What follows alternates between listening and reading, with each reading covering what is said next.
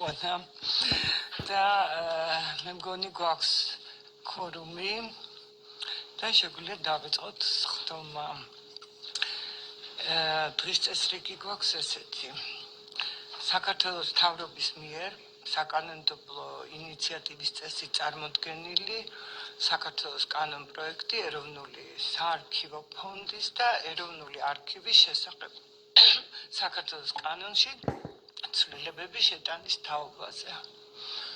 მოხსენებელი დღეს გვეყოლება განათლების, მეცნიერების და ახალგაზრდობის მინისტრის მოადგილე ზვიად გაბისონია და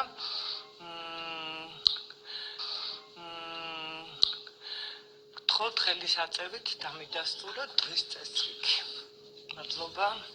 თუ ვინმეს გინდათ კიდევ მე პირადად ძალიან ვემხრობი ამ ინიციატივას.